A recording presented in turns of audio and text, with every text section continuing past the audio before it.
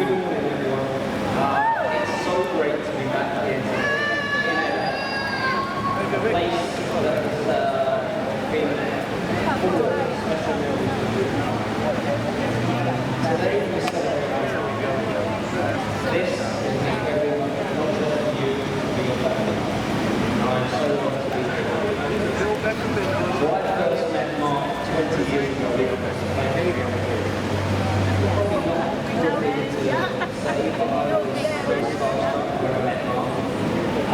because on the way to every Real Madrid game, I used to listen to music. I now dress a little bit like I learned salsa for one man only.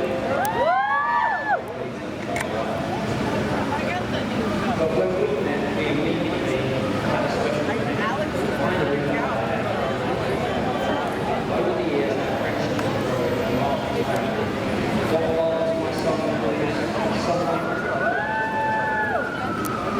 he is an incredible father, husband, and he gives so much to the people involved. Today, Marc, we celebrate you and everything you mean to all of us. Marc's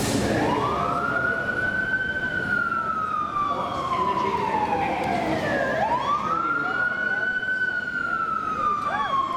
truly remarkable. He lives to make music. He has carved his place in history as the best salsa artist.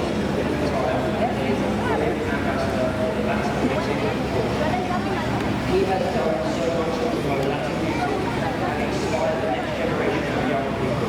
I'd love to see him collaborate with young artists.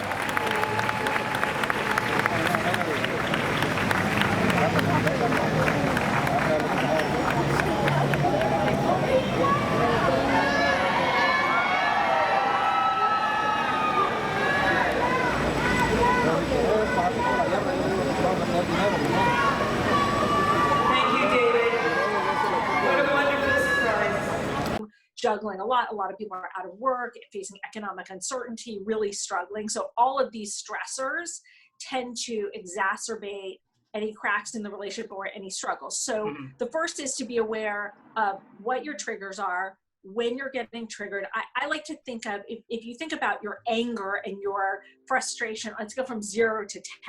10 being you're screaming at your partner and you're saying 10 usually. I'm usually at 10. Go on. Yeah. Well, that's why we want to keep you out of a relationship for a while until you learn some skills. And 0 being like you're totally calm, cool, like hanging on the couch, feeling good.